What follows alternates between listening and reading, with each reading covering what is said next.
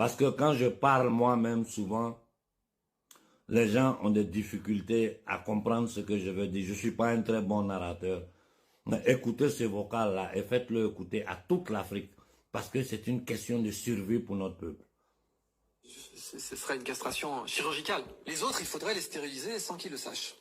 Pour atteindre les objectifs qu'il faut atteindre, c'est ça qu'il faudrait. Donc, il faudrait une immunostérilisation de masse qui soit présentée comme autre chose. Il n'y a pas d'autre solution. Il faudrait une immunostérilisation de masse qui soit présentée comme autre chose. Si possible, en jouant sur les leviers de la bienveillance et de la solidarité. C'est pas quelque chose qu'il faudrait pas utiliser, mais ça devrait être présenté comme ça, mais il faudrait surtout pas dire que c'est une stérilisation. Surtout pas. Et pour ne pas dire que c'est une stérilisation, il faudrait que ça fonctionne lentement. Il faudrait que ce soit une immunostérilisation qui prendra effet sur une demi-douzaine d'années minimum, vous voyez, pour que vraiment la fécondité baisse, qu'on ait des femmes qui n'aient plus leurs règles ou qui aient leurs règles complètement déstructurées, complètement déréglées.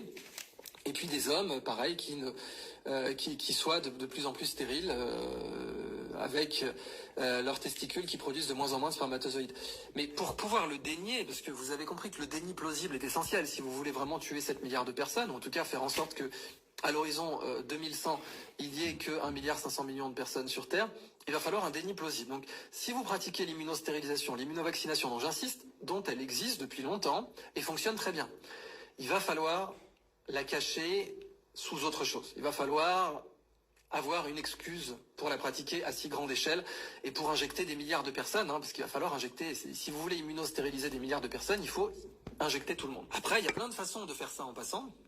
Il y a des méthodes marketing, il y a des méthodes politiques, et puis il y aurait des méthodes technologiques, qui seraient d'utiliser une immunostérilisation qui passerait par les muqueuses, qui serait inhalée, ou qui passerait par des moustiques.